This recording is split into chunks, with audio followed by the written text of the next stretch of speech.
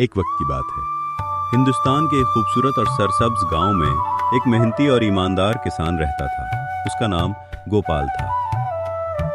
गोपाल अपनी जमीन से बेहद मोहब्बत करता था। उसकी जिंदगी का हर दिन खेतों की मिट्टी में गुजर जाता और रातें छत पर तारे गिनते हुए। गांव के लोग उसे इज्जत देते और उसकी सादगी की मिसालें देते, लेकिन गोपाल का दिल हमेशा अपनी बेटी के ख्वाबों में उलझा रहता था। बस खैर हो, उस बार फसल अच्छी हो जाए तो बेटी को शहर के स्कूल में दाखला दिला दूंगा। गोपाल की दुनिया सादा थी, लेकिन उसके ख्वाब बड़े थे। उसे नहीं मालूम था कि किस्मत उसके सब्र का इम्तिहान लेने वाली है। गोपाल रोजाना खेतों में जाता, पानी देता, काम करता और शाम को घर वापस आ जाता।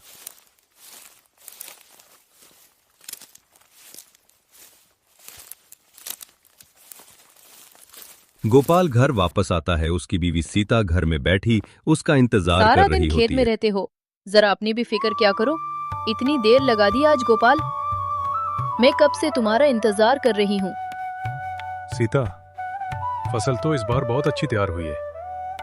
मिट्टी ने जैसे हमारी मेहनत का फल दे दिया हो, लेकिन दिल है कि बेचैन सा रहता है।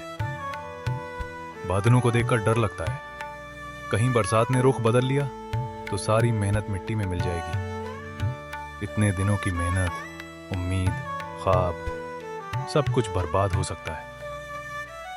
मैं बस यही चाहता हूं कि फसल वक्त पर बेच दूं, किसी अच्छे सौदागर को जो हमारी मेहनत का सही मोल दे सके। लेकिन गांव में सभी दलाल घूमते हैं, असली कीमत देने वाला कोई नहीं मिलता। हौसला रखो गोपाल, फसल भी वक्त पर तैयार हो जाएगी और कोई ना कोई खरीदार भी जरूर मिल जाएगा। और फिर दोनों आपस में बातें करने लगते हैं। दोनों रात को सोए हुए होते हैं कि अचानक तूफानी बारिश शुरू हो जाती है। दोनों बारिश और तूफान की आवाज सुनकर उठ जाते हैं।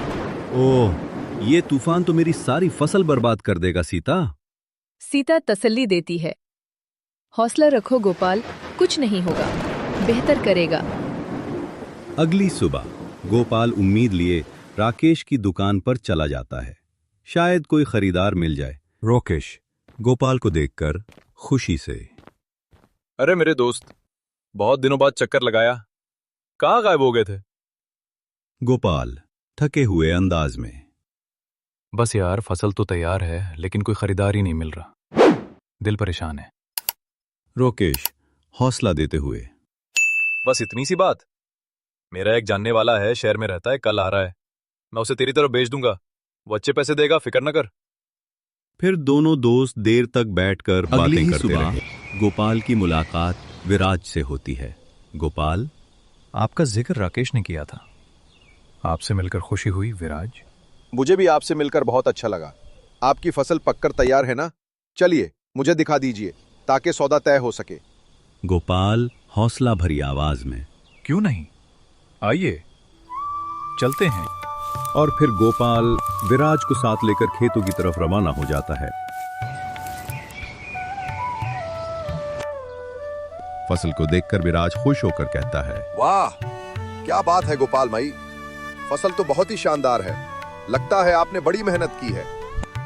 गोपाल नरमी से मुस्कुराकर जवाब देता है, बस सब ऊपर वाले का करम है, हमने तो मेहनत की, बाकी नसीब की बात है। इसके बाद दोनों के दरमियान सौदा पक्का हो जाता है। गोपाल और विराज 5 लाख रुपए में सौदा तय करते हैं। गोपाल इत्मीनान से कहता है, ठीक है, कल गोदाम पर आ जाइएगा, फसल तैयार मिलेगी। फिर दोनों एक दूसरे से रुखसत होकर वापस रवाना हो जाते हैं। फिर अगले दिन गोपाल और वर्राज की मुलाकात गोदाम में होती है। गोपाल, ये लीजिए, आपका माल तैयार है, रकम लाए हैं? वर्राज चालाकी से मुस्कुराते हुए, अरे गोपाल भाई, मुझ पर एतबार नहीं, रकम कल आपको मिल जाएगी। गोपाल जरा चौंक कर हिचकिचाते हुए, मगर भाई, वर्राज बात काटते हुए, अगर मगर को छोड़ो गोपाल भाई, कल रकम मिल जाएगी।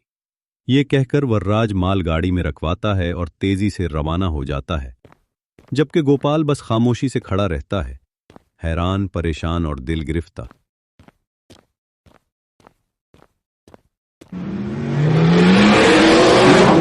जाते हैं, मगर विराज का कोई पता नहीं चलता, ना कोई खबर, ना पैगाम। गोपाल परेशान हो जाता है। आखिरकार वो फैसला करता है कि अब सब कुछ राकेश को बताना चाहिए। वो सीधा राकेश के डब्बे पर पहुंच राकेश? जाता है। यार, तेरे उस जानने वाले ने कल दिन में पैसे देने का वादा किया था, मगर आज 3 दिन हो गए हैं, उसका कोई अता पता नहीं।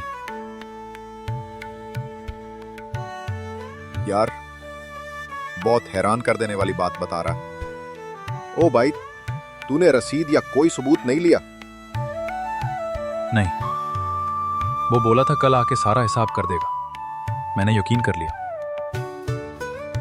एक मिनट, उसका दोस्त नागर, वो तो कल मुझे चौराहे पे मिला था और बोल रहा था कि वो शहर छोड़ने की बात कर रहा था। तो क्या वो फ्रॉड करके भाग गया? चलते हैं नागर के पास, सब कुछ पता करना पड़ेगा। अगर वो वाकई गया है तो पुलिस को इत्तला हमें देना तुझसे पड़ेगी। कुछ जरूरी बात करनी है। अवे गोलपाल, क्या हुआ यार? ऐसे क्यों चीख रहा है? वो बंदा मनेश जो तेरे साथ अक्सर बैठता था, कहाँ है? मनेश? यार, वो तो कल रात शहर छोड़ गया। उसने कहा था कि वो दिल्ली जा रहा है नौकरी के चक्कर में। हमें उसका पता, कोई एड्रेस, कुछ भी दो, वरना हम पुलिस को साथ लेकर आएंगे। ठीक है। मेरे पास उसका पुराना शनाख्ती कार्ड की कॉपी है, वो मैं तुम्हें दे देता हूं, पर प्लीज मेरा नाम मत लेना। गोपाल और राकेश को एक नया सलाह मिल काफी जाता मेहनत है। के बाद राकेश और गोपाल शहर के मुख्तलिफ इलाकों में पूछगुछ करते हैं और आखिरकार विराज को एक मकान में तलाश कर लेते हैं। विराज हैरान होकर, अरे तुम लोग यहाँ कैसे पहुंचे? मेरा पता किसने बताया तुम्हें? राकेश सख्त लहजे में, तुमने क्या सोचा था? धोखा देकर भाग जाओगे और हम कुछ नहीं करेंगे? 5 लाख निकालो, वरना पूरे मोहल्ले को यहां जमा कर लेंगे। हम तुम्हारे घर के सामने ही बैठ जाएंगे। जब तक पैसे नहीं मिलते यहां से नहीं जाएंगे। विराज शर्मिंदा हो जाता है, नजरें झुका लेता है। मैं पैसे देता हूं, मैं माफी चाहता हूं, मैं वाकई शर्मिंदा हूं। विराज से पैसे वसूल करने के बाद राकेश और गोपाल खुशी खुशी गांव वापस लौट आते हैं। रास्ते भर दोनों के चेहरों पर इत्मीनान और कामयाबी की मुस्कुराहट होती है। बीवी खुशी से हाथ जोड़कर कहती है, शुक्र है तुम दोनों सही सलामत वापस आ गए और पैसे भी मिल गए। घर में खुशी का माहौल छा जाता है। गोपाल के चेहरे पर सुकून होता है। गोपाल ने इस वाक़े से सबक हासिल किया कि वो आइंदा कभी किसी पर अंधा एतमाद नहीं करेगा। तो दोस्तों, आपको कौन सा किरदार ज्यादा पसंद आया? कमेंट सेक्शन में जरूर बताएं और किड्स कहानी चैनल को सब्सक्राइब करना ना भूलें।